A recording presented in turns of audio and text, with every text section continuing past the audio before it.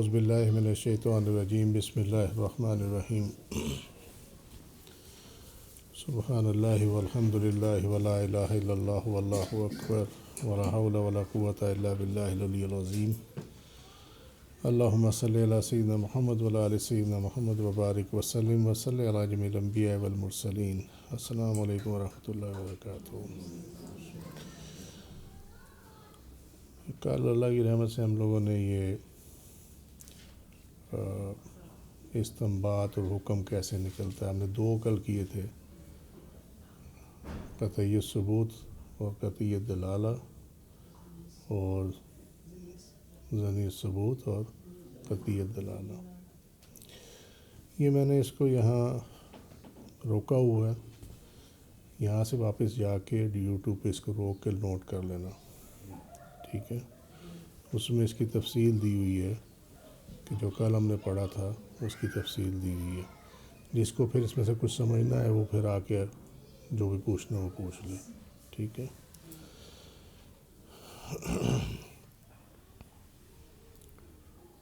اس میں تو میں جو ہم نے کل بات کی تھی کہ ایک تو وہ کہ تمام جو پیریڈ ہے نبی کریم صلی اللہ علیہ وسلم سے لے کر آج تک وہ متواتر رپورٹ ہو رہا ہو اور اس میں کسی قسم کی چینج نہ ہو، وہ تمام چیزیں اس کے اندر موجود ہیں، ٹھیک ہے؟ اور یہ اس میں آگے ثبوت زنی وغیرہ ہر چیز ملے گی۔ یہ پڑھنا ہے اور پڑھنے کے بعد نیکسٹ ٹائم جب آؤ گے تو اس ٹائم جو بھی اس میں ڈسکس کرنا ہے وہ کر لینا، ٹھیک ہے؟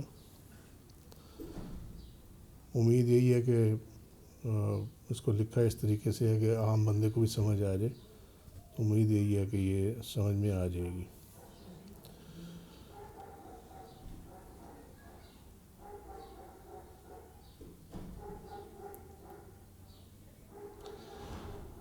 اب یہاں سے ہم اس کو شروع کر لیتے ہیں تاکہ اس کے بعد جب ہم روزے کی اقسام پہ جائیں تو زیادہ کلیئر ہو جائے۔ قطعی ثبوت قطعی دلالہ یہ ہم نے کل کیا تھا۔ قطعی ثبوت سے مراد یہ ہے کہ قرآن کی آیت ہو مفسرہ یا محکمہ۔ مفسرہ وہ آیت ہوتی ہے کہ جس کی تعویل و تخصیص جو ہے اس کے اندر موجود نہ ہو، وہ جو ظاہر میں ہے وہ اس کا اتنا قوی معنی ہے کہ کوئی اور معنی اس کے اندر موجود نہ ہو، ٹھیک ہے؟ محکم وہ ہے جو کہ جس پہ عمل جو ہے وہ ابھی ہے، منسوخ نہیں ہے، ٹھیک ہے؟ کہ قرآن میں کچھ ایسی آیات بھی ہیں جو کہ منسوخ ہو چکی ہیں، تلاوت تو ہے ان کی مگر اس پہ عمل نہیں ہے۔ سنت متواترہ کی جو تعریف ہے وہ پیچھے جب تم وہ پڑھو گے اس میں تمہیں مل جائے گی، ٹھیک ہے؟ مفہوم قطعی ہو، قطعی دلالہ مفہوم جو ہے وہ قطعی ہو، اس سے فرض اور حرام ثابت ہوتا ہے۔ جب کسی چیز کے بارے میں آپ نے یہ دیکھنا ہو کہ یہ فرض ہے یا حرام ہے یا یہ واجب ہے کیا ہے، تو اس ٹائم یہ جو قطعی ثبوت اور قطعی دلالہ آیت چاہیے، اگر فرض اور حرام کو دیکھنا ہو آیت چاہیے اور اس کے ساتھ سنت متواترہ چاہیے، ٹھیک ہے؟ یا تو آیت میں اس کا ثبوت ہوگا یا سنت متواترہ میں ہوگا۔ اسی طریقے سے قطعی ثبوت ظنی دلالہ، ظنی دلالہ اس کو کہتے ہیں جس میں مفہوم میں ایک سے زیادہ معنی نکلتا ہو، جس سے ہم نے کل دیکھا تھا لا یمسہ الا المطہرون، کہ المطہرون کون ہے؟ کیا یہ فرشتے ہیں یا یہ وہ لوگ ہیں جو کہ قرآن پاک کو چھو سکتے ہیں؟ کون سے؟ باوضو لوگ، ٹھیک ہے؟ یہ اس طرح کی جو آیت کہ جس میں ایک لفظ کا معنی ایک سے زیادہ نکلتا ہو اور اس میں سے پھر ایک معنی کو اڈاپٹ کر لیا جائے، جیسے ہم یہی مثال ہے کہ یہ مطہرون ملائکہ ہیں یا باوضو لوگ ہیں، تو مفسرین نے اور محققین نے جو معنی اس میں سے منتخب کیا ہے وہ یہ کیا ہے کہ باوضو لوگ۔ اس لیے اس آیت کا جو ترجمہ اور تفسیر کی جاتی ہے وہ یہ کی جاتی ہے کہ قرآن کو باوضو لوگ ہی چھو سکتے ہیں، بے وضو نہیں چھو سکتے، ٹھیک ہے؟ اب انہوں نے ایک معنی سلیکٹ کر لیا، اسی طریقے سے وہ آیت کہ جس میں حلالہ کے بغیر دوبارہ نکاح نہیں ہو سکتا، اس کے بارے میں حکم ہے، تو اس میں وہاں پہ ہے کہ جب تک وہ دوسرے مرد سے نکاح نہ کرے۔ اچھا، اب وہ نکاح کرنے میں جب انہوں نے فقہا نے اس پہ غور کیا تو اس کے دو معنی نکلتے ہیں۔ ایک معنی نکلتا ہے نکاح کرنا ایز اٹ از، جو سارے سمجھتے ہیں، اور ایک معنی اس کا نکلتا ہے انٹر کورس، وطی۔ اگر صرف نکاح ہی رہنے دیں تو پھر جو حلالہ کا جو مقصد ہے وہ ختم ہو جاتا ہے۔ لہٰذا فقہا نے اس کا جو معنی لیا وہ یہ لیا کہ جب تک دوسرے مرد کے ساتھ نکاح کر کے اس کے ساتھ وطی نہیں ہوگی اور اس کے بعد وہ طلاق ہو یا بیوہ ہو، اس وقت جا کے پہلے خاوند سے نکاح ہو سکتا ہے، ٹھیک ہے۔ حالانکہ وہاں پہ لفظ جو ہے وہ نکاح کا ہی ہے، سمجھ میں آ رہی بات؟ تو اب ہوا یہ کہ فقہا نے اس کا جو معنی ہے وہ ایک سلیکٹ کر لیا، اور وہ یہ ہے کہ وطی، ٹھیک ہے۔ ایسی جو آیات ہیں جس میں ایک معنی سلیکٹ کر لیا جائے دو تین معنی میں سے، اس کو مؤول آیت کہتے ہیں، مؤول آیت۔ اور جہاں مؤول آیت ہو ثبوت میں، وہاں پہ حکم واجب کا لگے گا، ٹھیک ہے۔ اور اگر اس میں مناہی ہے تو پھر وہ حکم لگے گا مکروہ تحریمی کا، ٹھیک ہے۔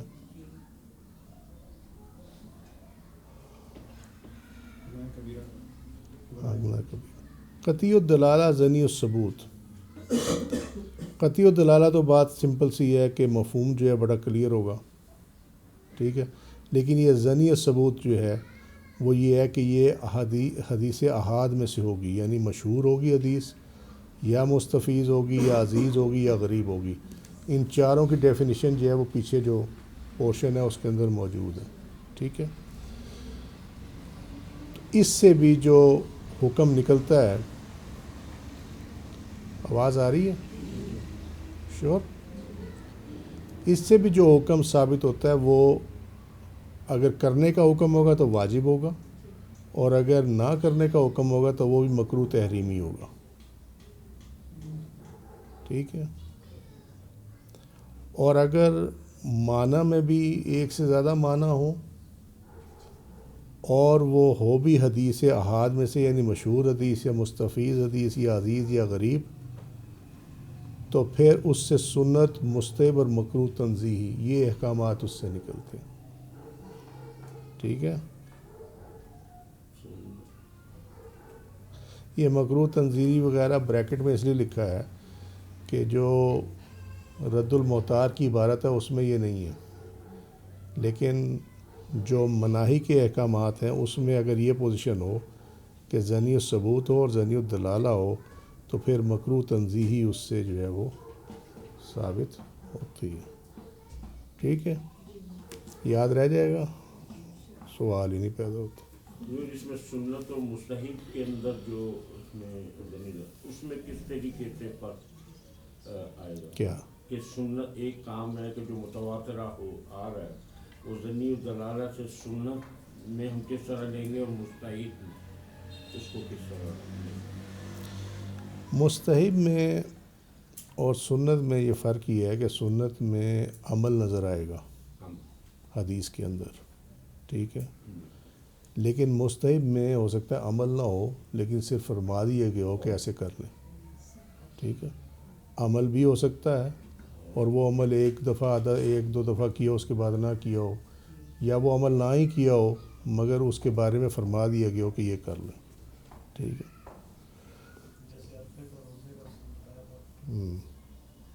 اب آتے ہیں آگے، یہ ہم نے کل فرض معین، غیر معین، یہ سارے کر لیے تھے، ٹھیک ہے۔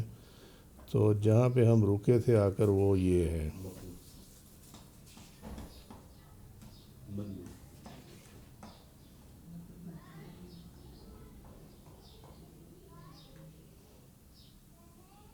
یہ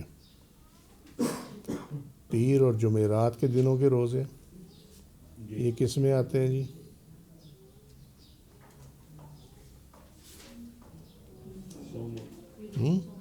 صوم داؤدی مندوب یا مستحب روزہ، مندوب ٹھیک ہے۔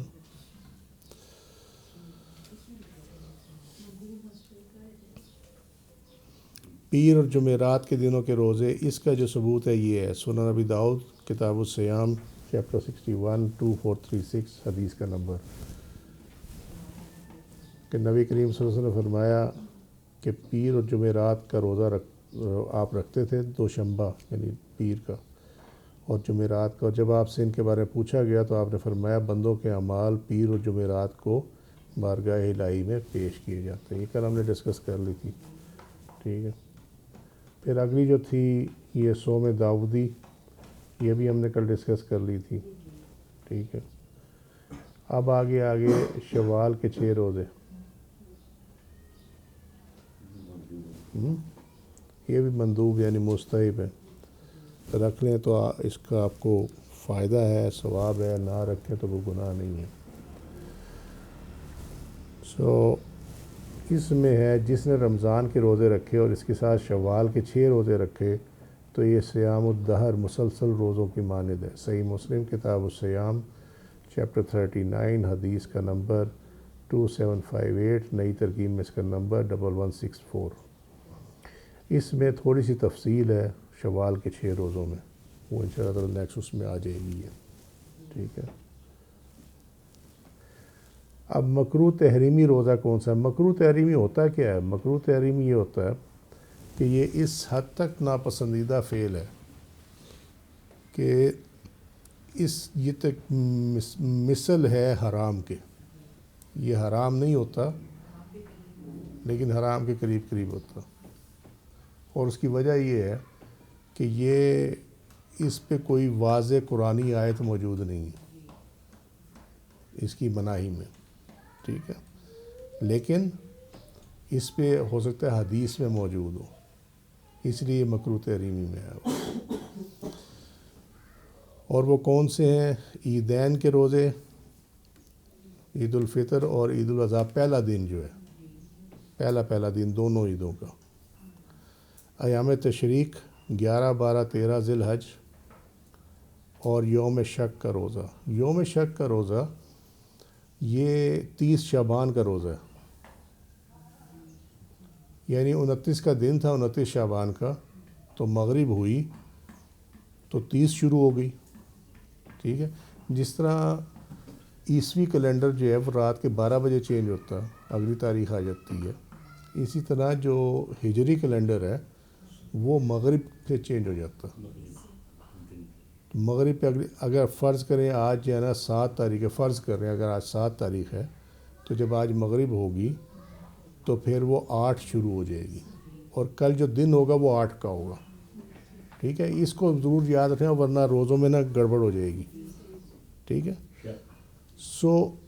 شک کا روزہ یہ ہے کہ 29 شعبان کا دن تھا، اس کی مغرب ہوئی، بادل تھے یا صحرائی طوفان تھا یا گرد و غبار تھا، چاند نظر نہیں آ سکا، ٹھیک ہے۔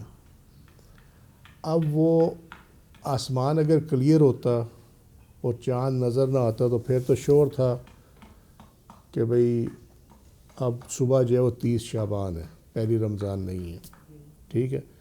لیکن بادل یا غبار ہونے کی وجہ سے کوئی ایسی چیز ہوگی کہ آسمان پہ چاند نظر نہیں آ رہا، آسمان صاف نہیں ہے، ٹھیک ہے، تو اب اس میں چانس یہ ہے کہ ہو سکتا ہے چاند ہوا ہو ہمیں نظر نہ آیا ہو، بادلوں کی وجہ سے یا گرد و غبار کی وجہ سے، یا ایسا کوئی آسمان کا رنگ ہو گیا کہ اس کی وجہ سے نہیں نظر آیا، تو اس میں پھر تذبذب یہ ہوتا ہے کہ یہ روزہ رکھا جائے یا نہ رکھا جائے، اس لیے اس کو کہا جاتا ہے شک کا روزہ۔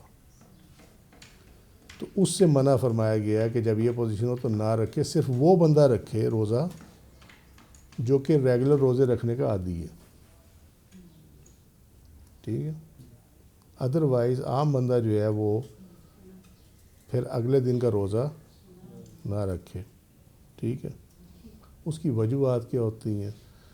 اس کی وجوہات یہ ہوتی ہیں کہ اگر کہیں ایسا ہو گیا کہ اگلے دن پتہ چلا کہ بھی چاند تو ہو گیا تھا، کیونکہ یہ روت کے اب مسئلے ابھی آئیں گے اس میں، ہم تو کہتے ہیں نا وہ لال روت لال کمیٹی والے بیٹھے ہیں، بس انہوں نے بتا دیا، لیکن اس کے مسائل بڑے ہیں اس کے اندر۔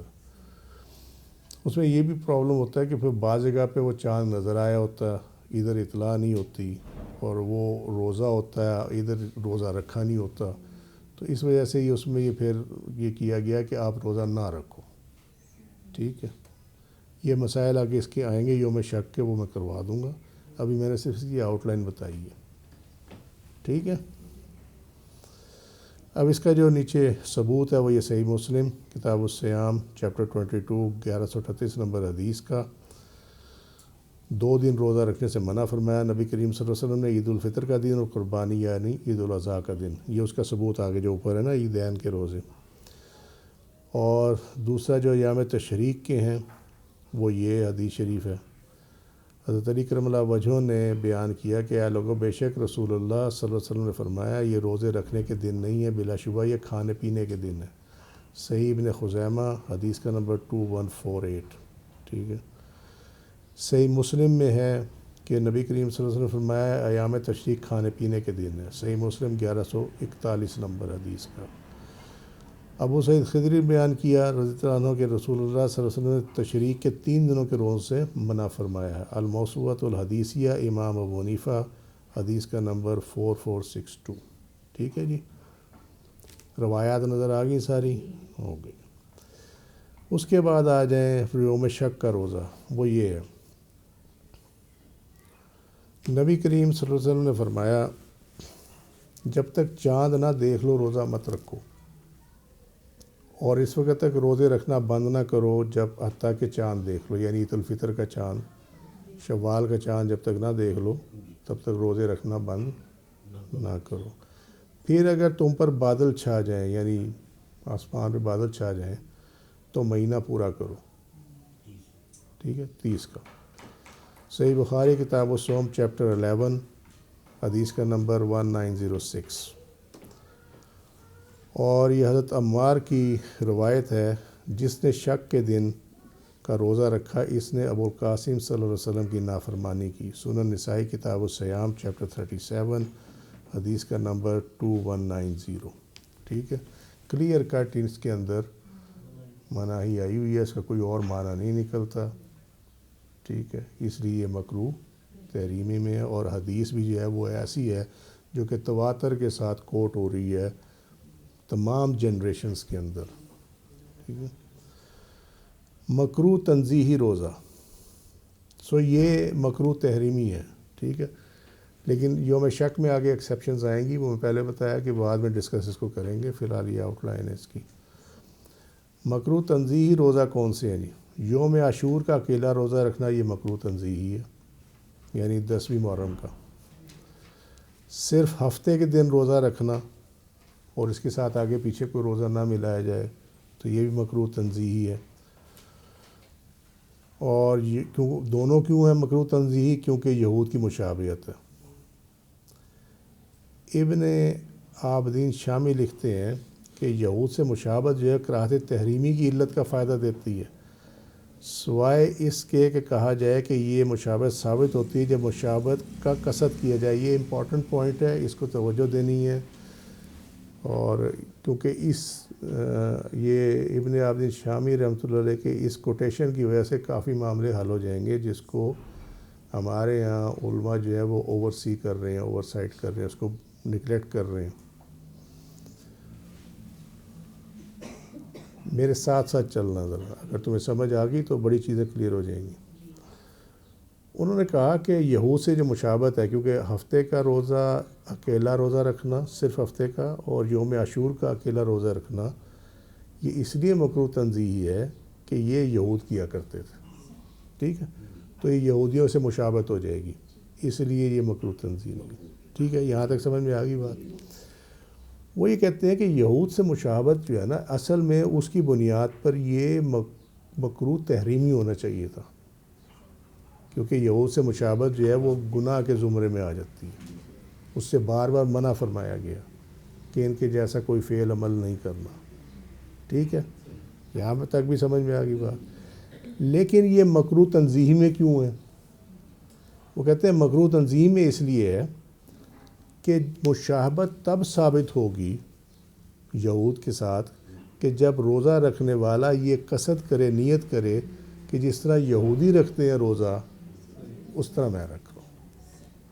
سمجھے؟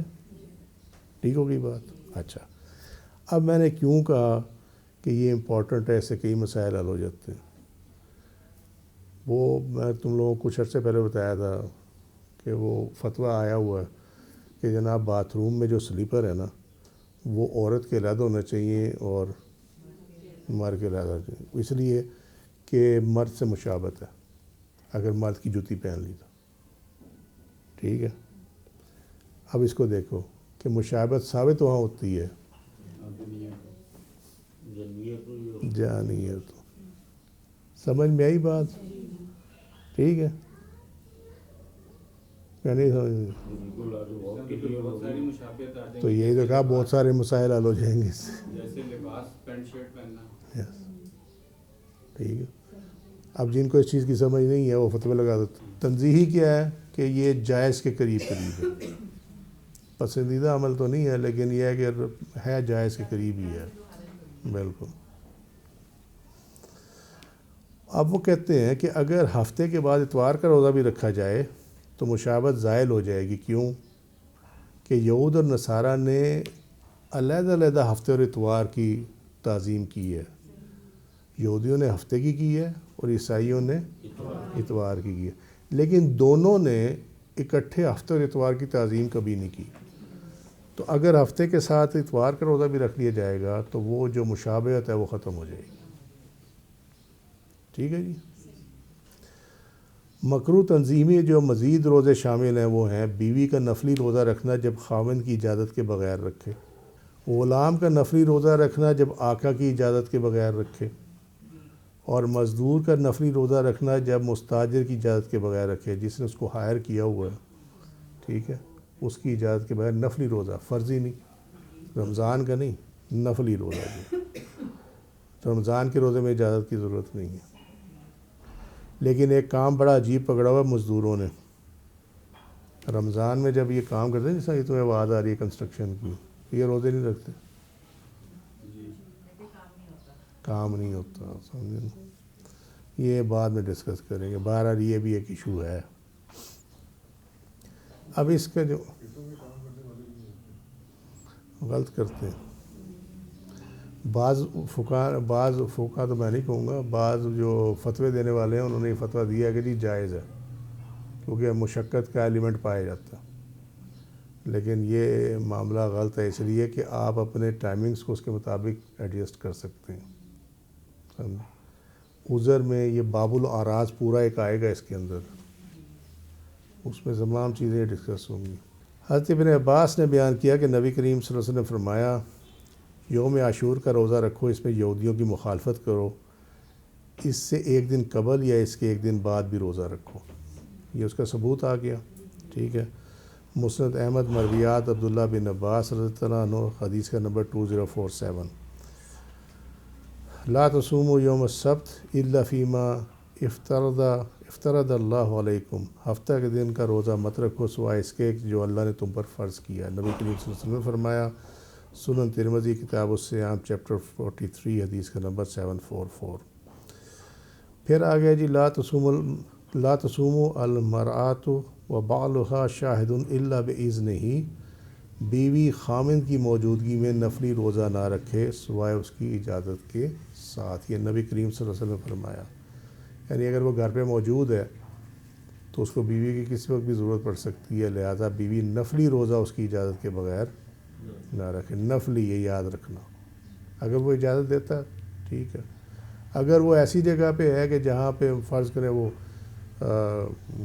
باہر کے ملک گیا ہوا ہے جاب وغیرہ کے لیے، تو اس میں نفلی روزے کی اجازت مانگنے کی ضرورت نہیں ہے. یہ کنڈیشن تب اپلائی ہوتی ہے جب خامد اس کے پاس موجود ہو. ٹھیک ہے، اس کے علاوہ یہ کنڈیشن اپلائی نہیں ہوتی. صحیح بخاری کتاب النکاح چیپٹر 85 حدیث کا نمبر 5192. مکروہ تنظیمی روزوں میں مزید کون سے روزے شامل ہیں؟ نیروز اور مہر جان کا روزہ اگر قصدن رکھے تو یہ مکروہ تنزیہی ہے. صوم دہر، صوم السبت چپ کا روزہ، اور صوم وصال اگرچہ وہ ایام خمسہ یعنی عید کے 2 دن اور تشریق کے 3 دن میں روزہ نہ بھی رکھے، لیکن باقی جو ہے وہ صوم وصال یعنی ایک روزہ ختم ہوا، دوسرا 7 ہی سٹارٹ ہو گیا، اگلا دن پھر 7 سٹارٹ ہو گیا، ٹھیک ہے۔ یہ سب مکروہ تنزیہی روزوں میں ہے۔ اب 1 بائی 1 اس کو دیکھ لیتے ہیں، بور تو نہیں ہو گئے؟ نیروز اور مہرجان کے روزے، یہ نوروز کہتے ہیں، جشن نوروز نہیں آتا ان کا، یہ نوروز کہتے ہیں نیو ڈے، نیو ڈان، ٹھیک ہے، نوروز نیا دن اس کو کہتے ہیں۔ یہ 21 مارچ اس کی ڈیٹ ہے، جس دن سورج برج حمل ایریز میں اترتا ہے، ٹھیک ہے۔ اس کی بیک گراؤنڈ کیا ہے؟ جمشید بادشاہ بنا تھا اس دن، اور اس دن جشن منایا جاتا ہے، اور بادشاہان عجم اور یزدین، یہ کیا ہے، یزدانیان ایران کے نزدیک، یعنی جو ایران کے جو بڑے ہیں ان کے نزدیک نہایت شرف اور سعادت کا دن سمجھا جاتا تھا جشن نوروز۔ یہ اس کی بیک گراؤنڈ یہ ہے۔ مہرجان جو ہے یہ مہرگان کا مورب ہے، 24 سپٹمبر سورج کے میزان میں اترنے کا دن ہے، پہلا دن۔ بعض جگہ پہ یہ ہے 16واں دن ہے، بعض جگہ پہ 21واں دن ہے، یہ 3 اس کی تاریخیں ہیں، جس میں پارسی جشن مناتے ہیں جو 6 دن تک جاری رہتا ہے۔ چونکہ نیروز اور مہرجان یہ فارسیوں کے یعنی پارسیوں کے جشن کے دن ہیں، اس دن جان بوجھ کر روزہ رکھنا تعظیم کرنے میں مشابہت کی بنا پر مکروہ تنزیہی ہے۔ حضرت ابن عمر سے روایت ہے کہ نبی کریم صلی اللہ علیہ وسلم نے فرمایا، من تشبہ بقوم فہو منہم، جس نے کسی قوم کی مشابہت اختیار کی تو وہ انہی میں سے ہے۔ سنن ابی داؤد کتاب اللباس چیپٹر 5 حدیث کا نمبر 4031۔ صوم دہر یعنی ہمیشہ روزے رکھنا، جس نے ہمیشہ روزے رکھے اور افطار کے بعد سحری تک راتوں میں کھاتا پیتا رہا تو یہ صیام دہر ہے۔ صیام دہر میں، صوم دہر میں اور صوم وصال میں یہی فرق ہے۔ صیام دہر میں تو یہ ہے کہ نارملی جس طرح ہم روزہ رکھتے ہیں نا اسی طرح روزہ رکھتے ہیں، اس طرح یہ ہے نا کہ افطار کیا، صبح تک کھاتے پیتے رہے، اگلے دن پھر روزہ رکھ لیا، ٹھیک ہے۔ اس میں ہوتا ہے کہ پورے سال ہی روزے رکھتے ہیں۔ رمضان کا مہینہ تو آ ہی جائے گا آٹومیٹکلی، 11 مہینے بھی روزے رکھتے ہیں، ٹھیک ہے۔ صوم دہر کے متعلق فقہا میں اختلاف ہے۔ اہل ظاہر یعنی غیر مقلدین نے اس کو ممنوع کہا، یہ اہل حدیث جو ہیں ان کے نزدیک یہ ممنوع ہے، کیونکہ احادیث میں اس کی ممانعت ہے۔ جیسا کہ نبی کریم صلی اللہ علیہ وسلم نے فرمایا، لا صام من صام الابدا، صحیح بخاری 1977، جو صوم دہر رکھتا ہے اس کا روزہ ہی نہیں ہے۔ یہاں پہ فہم کا مسئلہ ہے، تو اس سے مراد جو ہے فقہا یہ کہتے ہیں اس سے مراد یہ ہے، اس کی مراد نہیں ہے کہ روزہ نہیں ہوگا، اس نے روزے کی شرائط پوری کی ہوئی ہیں، سحری اس نے کی ہوئی ہے، نیت اس نے کی ہوئی ہے، کھانا پینا اور مباشرت اس نے چھوڑی ہوئی ہے، تو روزے کے جتنے ایلیمنٹس ہیں وہ اس نے پورے کیے ہوئے ہیں، تو لہذا یہ نہیں ہے کہ اس کا روزہ نہیں ہوگا، بات یہ ہے کہ اس کو روزے کا اجر نہیں ملے گا، ٹھیک ہے، اس لیے فرمایا کہ اس کا روزہ ہی نہیں ہے۔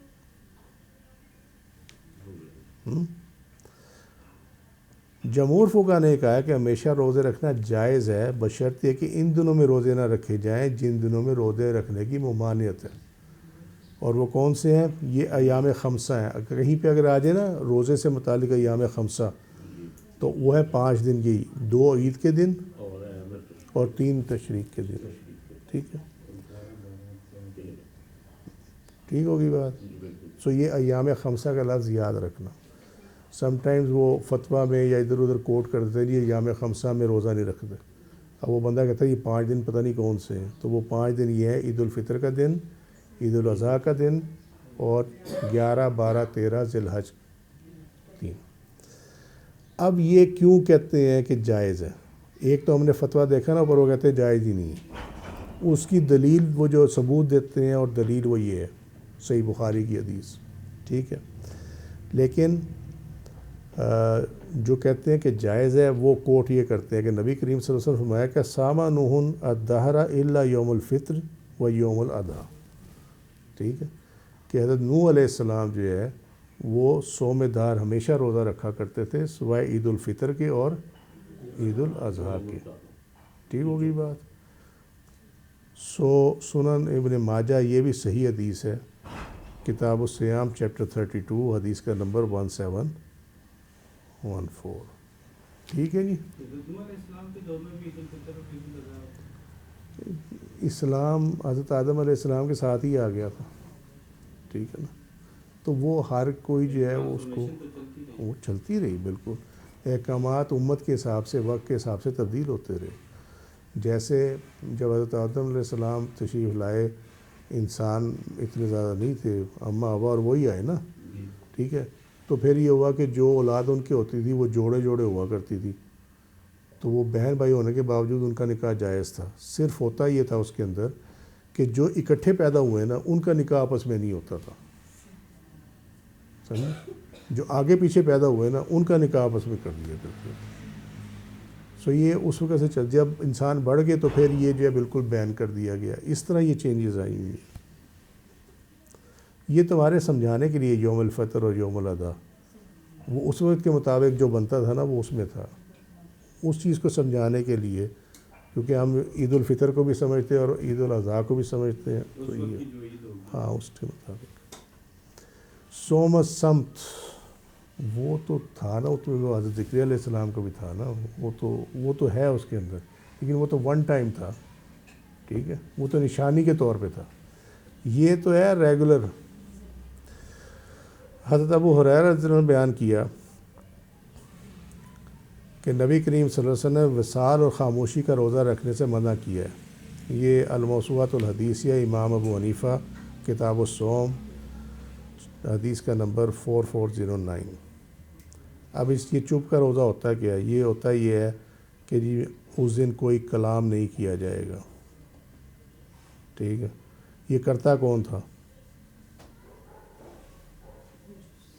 مجوسی، آتش پرست، زرتشت کے جو پیروکار تھے، ٹھیک ہے. اسی طرح اب اس کے اندر یہی سے ایک مسئلہ، چونکہ اس سے ریلیٹڈ تو نہیں تھا لیکن میں نے ایڈ کر دیا اس کے اندر تاکہ ساتھ ہی سمجھا دیا جائے. ہمارے کہتے ہیں نا خاموشی سے کھانا کھایا کرو، ہے نا. خاموشی سے کھانا مجوسیوں کی پریکٹس تھی.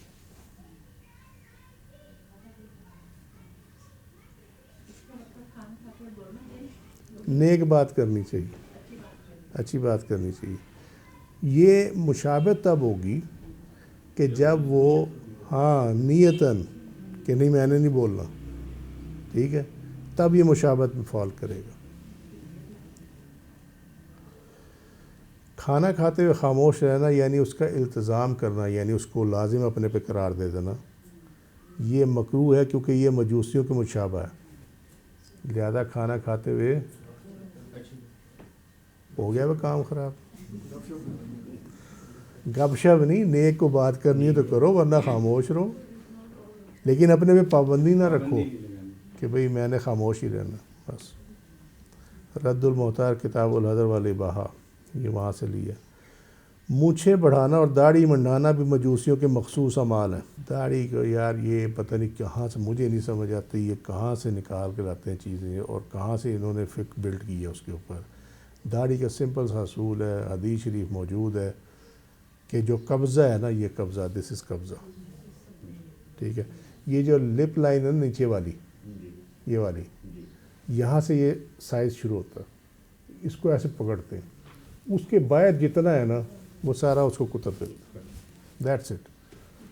یہ ہے اس کی لینتھ. اور اگر آپ اس کو لے جائیں وہ نیچے تک تو وہ یہودیوں کی مشابہ ہو جاتی ہے، وہ رکھتے ہیں اتنی لمبی لمبی. حضرت ابن عمر رضی اللہ بیان کرتے ہیں کہ رسول اللہ صلی اللہ علیہ وسلم کے پاس مجوسیوں کا ذکر کیا گیا. آپ صلی اللہ علیہ وسلم نے فرمایا یہ مجوسی لوگ مونچھیں بڑھاتے ہیں اور داڑیاں مونڈ دیتے ہیں، تم ان کی مخالفت کیا کرو. سیدنا ابن عمر رضی اللہ عنہ اپنی مونچھوں کو یوں کاٹتے جیسے بکری یا اونٹ کے بال کاٹے جاتے، ایسے. سلسلہ حدیثیہ لباس و زینہ واللہ والسور حدیث کا نمبر 1991 اور اس میں جو ترقیم ہے اس میں 2834 بھی اس کا نمبر ہے۔ صوم وصال، ہم نے صوم دہر دیکھا جو کہ جس میں سحری بھی کھائی جاتی ہے اور افطار بھی کیا جاتا ہے، ٹھیک ہے، لیکن وہ وہ نارمل روزے کی طرح۔ صوم وصال جو ہے امام محمد اور امام ابو یوسف نے اس کی تفسیر ایسے 2 دنوں کے روزے سے کی ہے جن کے درمیان افطار نہ ہو، ٹھیک ہے۔ اس کو بعض کا طے کا روزہ بھی کہہ دیتے ہیں، کہتے ہیں نا معاملات طے پا گئے، تو وہ توئے اور بڑی یہ جو ہے طے، روزہ طے بھی کہہ دیتے ہیں اس کو، کیونکہ اس میں مدت طے کی جاتی ہے کہ یہ 3 دن کا صوم وصال رکھا جائے گا یا 7 دن کا یا 15 دن کا، اور اس میں افطار نہیں کیا جاتا، اور بہت اس میں بعض کہتے ہیں کہ جی صرف اس کے شرط پوری کرنے کے لیے وہ ہلکی سی چیز ہتھیلی پہ رکھ کے اس کو چکھ لیا، بات ختم ہو گئی۔ لیکن امام محمد اور امام یوسف یہ کہتے ہیں کہ اس کے درمیان افطار نہ ہو۔ نیز ایام خمسہ کے روزے نہ رکھے، یعنی یہ یوم وصال میں بھی اور صوم وصال میں بھی اور صوم دہر میں بھی ایام خمسہ کے روزے نہ رکھے۔ امام ابو یوسف کے نزدیک صوم الدہر اور صوم وصال اس لیے منع ہے کہ وہ روزے اسے فرائض، واجبات اور ایسے کسب سے کمزور کر دیں جس کمائی کے بغیر اس کے لیے چارہ نہ ہو، یعنی ان سمپل ورڈز کہ مسلسل روزے رکھنا، ٹھیک ہے، یہ صوم وصال رکھنا، اس سے اتنی کمزوری ہو جائے گی کہ آدمی جو اس پہ فرائض ہیں اس سے بھی جائے گا، ٹھیک ہے، اس وجہ سے اس کو منع کیا جاتا ہے، اس میں اور کوئی منع کرنے والی وجہ نہیں ہے، ٹھیک ہے۔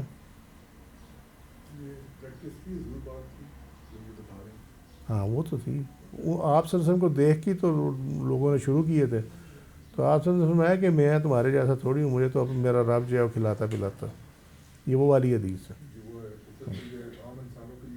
ہاں عام انسانوں کے لیے نہیں ہے، عوام الناس کے لیے نہیں ہے۔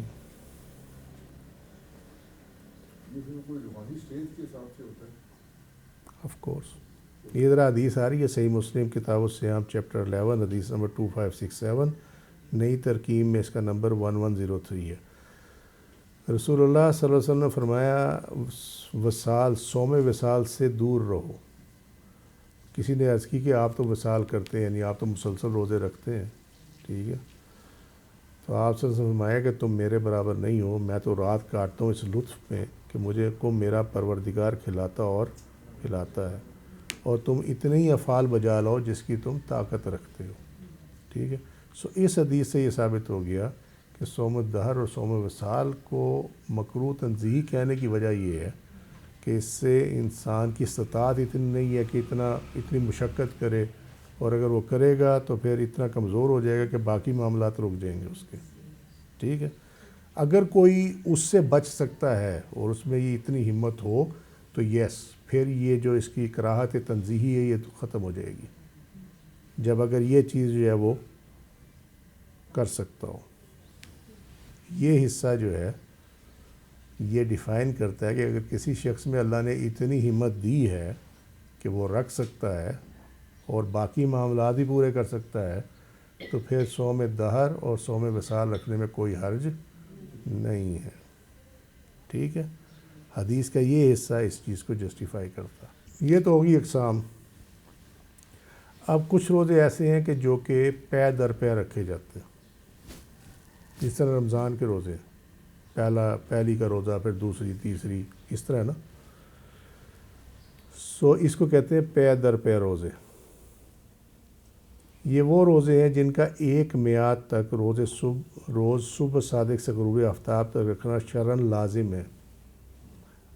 یہ 7 ہیں: رمضان کے روزے، کفارہ ظہار کے روزے، کفارہ قتل کے روزے، کفارہ یمین، قسم توڑنے کے جو روزے ہوتے ہیں کفارے کے، کفارہ افطار رمضان، جو آپ نے روزہ توڑ دیا جان بوجھ کے رمضان کا، اس کے جو 60 روزے ہیں وہ والے، نظر معین، جب کوئی نظر معین کا روزہ ہو تو اس میں گیپ نہیں دیا جا سکتا کہ جی نظر معین کا روزہ 3 دن روزہ رکھوں گا، تو وہ پھر 3 دن مسلسل روزے رکھے جائیں گے، 1 دن 2 دن 3 دن۔ اعتکاف واجب کے روزے، ٹھیک ہے جی۔ ابن عابدین شامی کے مطابق صاحب در المختار نے نظر معین میں یمین معین کا روزہ شامل کیا۔ یہ ایک لٹرلی بحث ہے، تم لوگ اس کو یاد رکھ لو، یہ کافی ہے، ٹھیک ہے۔ یمین معین کی مثال یہ ہے کہ وہ کہے کہ اللہ کی قسم میں رجب کا روزہ رکھوں گا، یہاں اس کے قول نے اس کے روزے کو واجب کر دیا، بس اتنی سی بات۔ اختیاری روزے، یہ تو ہے پے در پے روزے۔ اختیاری روزوں میں یہ ہوتا ہے کہ وہ کنٹینیوس نہیں رکھے جاتے، بلکہ اس میں اگر گیپ آ جائے تو کوئی حرج نہیں ہے، ایک روزہ آپ رکھ لیا، ایک روزہ 2 دن بعد رکھ لیا، ٹھیک ہے۔ کوئی سمجھ بھی آ رہی ہے نہیں؟ یہ 6 ہیں نفلی روزے، رمضان کی قضاء کے روزے، یعنی ایسے روزے جو عذر شرعی کی وجہ سے رمضان میں رہ گئے تھے، فرض کریں وہ 10 روزے رہ گئے، ٹھیک ہے، اب وہ چاہے تو 10 روزے 10 دن میں رکھ لے، چاہے تو وہ 10 روزے 10 مہینے میں رکھ لے، ایک ایک کر کے، ٹھیک ہے۔ یہ ہے اس کا مطلب اختیاری، کہ اس کو اختیار ہے کہ وہ مسلسل رکھ لے، ہاں، یا اس کو جو ہے 11 مہینوں کے اندر پورا کر لے۔ حج تمتع کا روزہ، ہلکا فدیہ، شکار کی جزا، یہ شکار کی جزا کا مطلب بدلہ، ان لیو آف، یہ جزا کو ثواب میں نہ لے لینا اس کو، سمجھے۔ اور نظر مطلق کے روزے، حج تمتع اور حج قران، یہ والا، یہ اس صورت میں ہوتے ہیں یہ روزے کہ جب اس کے پاس قربانی کا جانور نہ ہو، جو حج تمتع کر رہا ہو یا حج قران کر رہا ہو اور اس کے پاس قربانی کا جانور نہ ہو، تو اس صورت میں وہ حج سے پہلے 3 روزے اور 7 روزے اس وقت رکھے گا جب گھر واپس آ جائے گا، کیونکہ اس میں 10 روزے رکھتے ہوتے ہیں قربانی کے بدلے میں، ٹھیک ہے۔ ہاں، حلق، یہ والا حلق نہیں ہے بلکہ یہ وہ سر منڈانا ہے، ٹھیک ہے۔ حلق کا فدیہ اور شکار کی جزا، یعنی بدلے کے روزے، اگر متعلقہ شخص ان دنوں میں یعنی ماہ ذوالحجہ میں رکھنا چاہے تو اسے اختیار ہے۔ اگر کوئی عمرہ کرنے والا یا حج کرنے والا بغیر حلق یعنی سر کے بال منڈائے بغیر احرام کھول دے تو اس پر بطور کفارہ دم واجب ہوتا ہے، دم من خون، اور خون جو ہے وہ جانور کا ہوتا ہے، ٹھیک ہے، لہذا اس کا مطلب یہ ہوا کہ جانور اس کو قربان کرنا پڑے گا۔ جو شخص دم کی یعنی قربانی کی استطاعت نہ رکھتا ہو وہ 6 مسکینوں کو کھانا کھلائے، اگر وہ اس کی بھی استطاعت نہیں رکھتا تو پھر وہ 3 روزے رکھ لے۔ یہ اس کا حلق کا ہے، یہ اور اس کی روایت یہ حضرت کعب بن عجرہ رضی اللہ عنہ کی کہ وہ عمرہ حدیبیہ کے موقع پر نبی کریم صلی اللہ علیہ وسلم کی خدمت میں حاضر ہوئے، ان کے چہرے پہ جوئیں گر رہی تھیں، ان کے بالوں میں جوئیں بہت تھیں۔ نبی کریم صلی اللہ علیہ وسلم نے فرمایا، دریافت کی فرمایا کہ یہ جوئیں جو تمہارے سر سے گر رہی ہیں تکلیف دے رہی ہیں؟ انہوں نے کہا جی بالکل۔ تو آپ صلی اللہ علیہ وسلم نے فرمایا کہ پھر سر منڈوا لو اور 3 روزہ رکھ لو، یا 6 مسکینوں کو کھانا کھلا دو، یا پھر کوئی قربانی کر ڈالو۔ یہ وہ ہے لسٹ اس کی جو ابھی اوپر بیان ہوئی ہے، یہ والی۔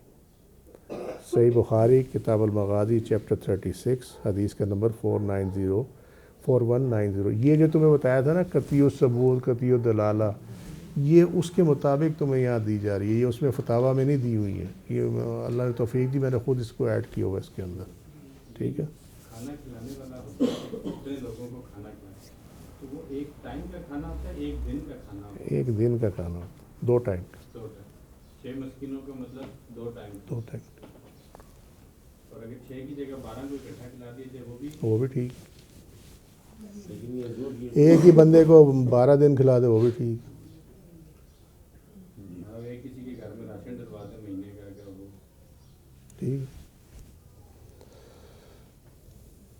اللہ تعالیٰ کا فرمان ہے سورہ المائدہ آیت نمبر 95، اے ایمان والو جب تم حالت احرام میں ہو تو شکار نہ کرو، اور جس نے تم میں سے عمدن شکار کیا تو اس کا بدلہ اسی کی مثل جانور ہے، جس کا فیصلہ تم میں سے 2 عادل اشخاص کریں گے، اور اسے کعبہ یعنی حرم میں پہنچایا جائے، یا کفارہ کے طور پر مسکینوں کو کھانا کھلائے، یا اس کے برابر روزے رکھے تاکہ جو کیا اس کے وبال کا مزہ چکھے۔ یہ وہ شکار کی جزا۔ شکار کی وجہ سے محرم پر جو بدلہ یا کفارہ لازم ہوتا ہے اس سے مراد وہ قیمت ہے جو دو عادل تجربہ کار شخص اس شکار کی تجویز کرے مارکیٹ ویلیو کے حساب سے، ٹھیک ہے۔ پھر اس میں اس کو اختیار ہوگا کہ چاہے تو اس قیمت سے قربانی کا کوئی جانور خرید کر دے دے، جس طرح آیت میں ہے کہ حرم میں پہنچا دیا جائے، ٹھیک ہے، چاہے تو اتنے پیسے جو ہیں فرض کریں وہ جو اس کے ہاتھ سے شکار ہوا، ٹھیک ہے، وہ کوئی بھیڑ تھی فرض کرو یا بکری تھی، بکری کی قیمت فرض کر لیں 40,000 ہے، فرض کر لیا، ٹھیک ہے۔ اب وہ 40,000 میں یا تو کوئی جانور خرید کے تو حرم میں بھجوا دے، نمبر 1، ٹھیک ہے، ٹھیک ہوگی بات، حرم میں بھجوا دیں مطلب قربان کر دیں، کیونکہ یہ احرام کی حالت میں ہوا ہے نا، وہ وہاں قربانی ہوتی ہے حرم میں، وہاں وہ انہوں نے بنائی ہوئی ہے جگہ۔ اگر وہ جانور نہیں خریدتا تو پھر یہ ہے کہ اس 40,000 کا جو ہے نا وہ غلہ خرید کر ہر فقیر کو یہ 2 کلو دے دے، ٹھیک ہے، اور اگر جو یا کھجور ہو تو ایک ساتھ تقسیم کر دے، یعنی 4 کلو دے دے، کسی فقیر کو اس تعداد سے کم نہ کرے۔ گندم اگر دینی ہے تو نصف سا، 2 کلو، 4 کلو گیا نا سا، جی، اور اگر جو یا کھجور دینی ہو تو پھر 4 کلو دے، اور کسی فقیر کو اس تعداد سے کم نہ دے، اور چاہے ہر فقیر کی تعداد صدقہ یعنی نصف سا گیہوں یا 1 سا جو کے عوض 1 روزہ رکھ لے، ٹھیک ہے۔ 40,000 میں فرض کرو کہ جو گندم آ رہی ہے، ٹھیک ہے، وہ کتنی آئے گی، آپ فرض کر لیں کہ جی وہ، میں سمجھانے کے لیے بات کروں 10 کہ ہے 10 400 کے جی آئے گی، ٹھیک ہے، ٹھیک ہوگی بات، اچھا 400 کے جی میں کیا کرنا ہے، 2 دینے ہیں، 2 کلو، ٹھیک ہے، 200، 208 میں تقسیم 2 کلو نصف سا، ٹھیک ہے۔ پھر اس کے بعد اب روزے کتنے رکھنے ہیں،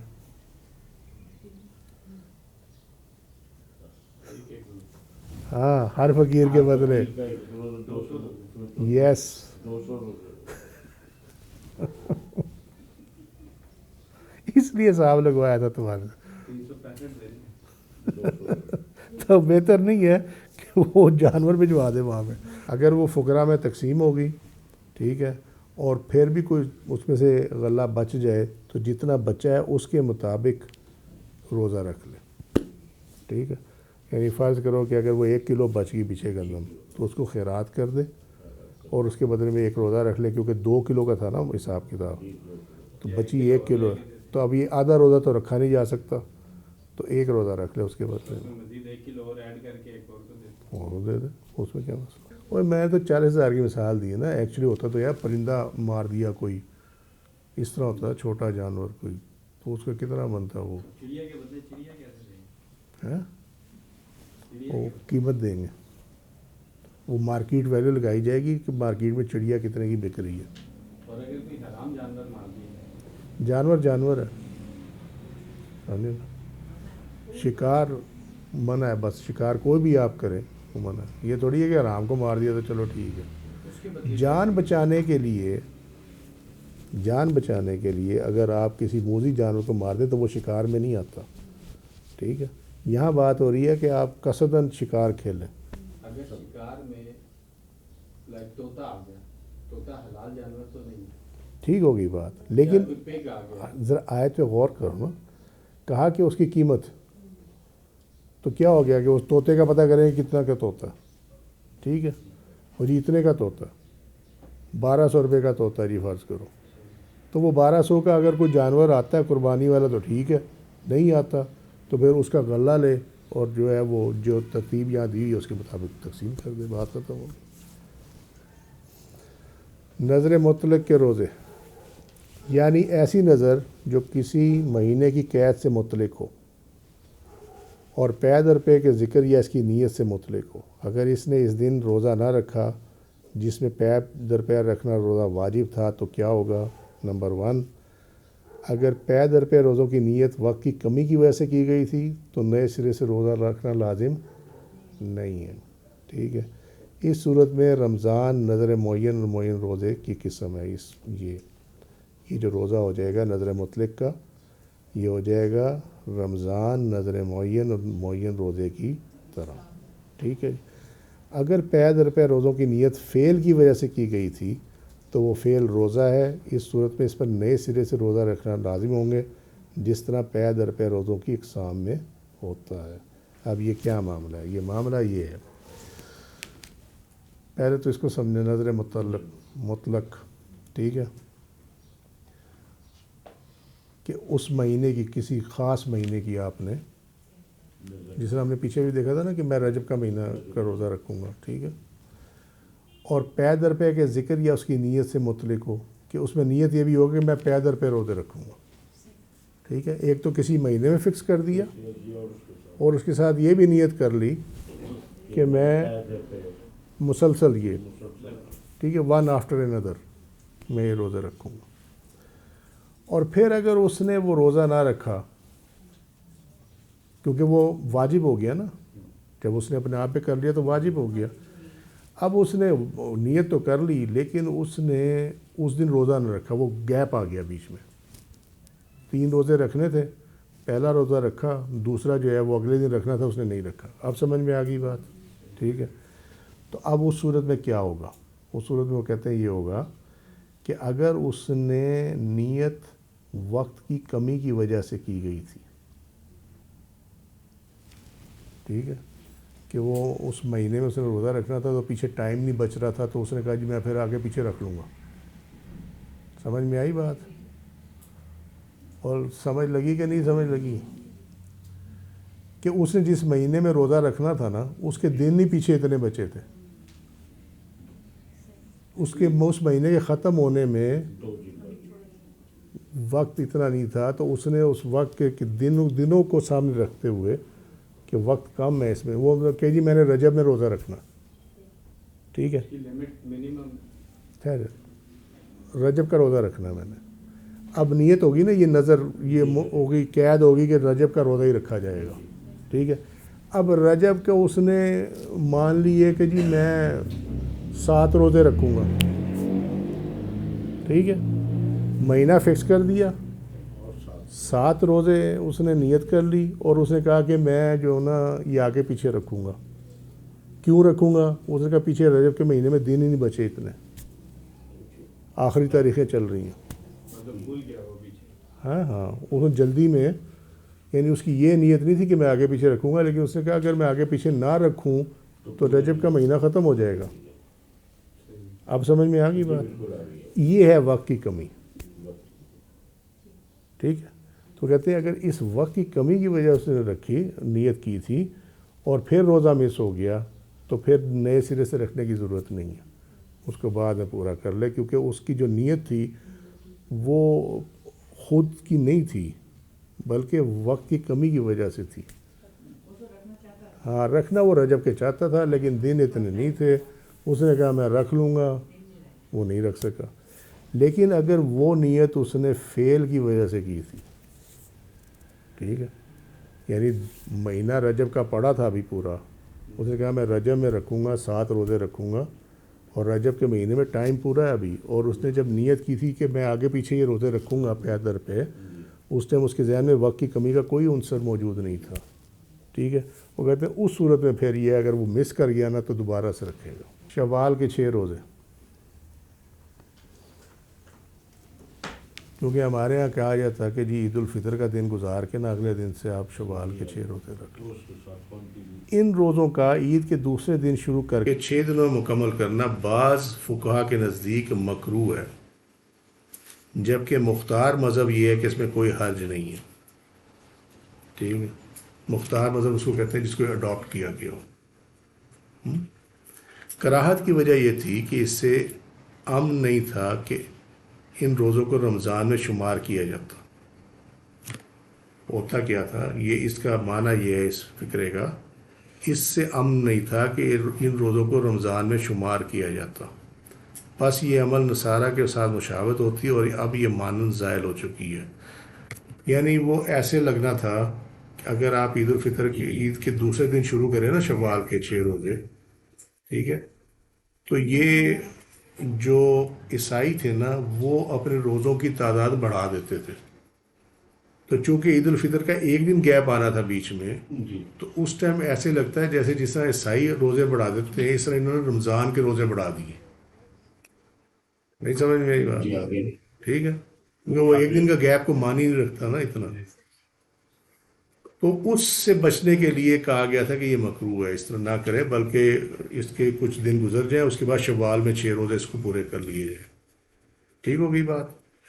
اب وہ کہتے ہیں کہ یہ مانند زائل ہو چکی ہے، کیونکہ اب یہ اتنا ریگولر ہو چکا ہے کہ اب کوئی اس پہ نہیں آتا کہ یار یہ عیسائیوں کی طرح کرتے.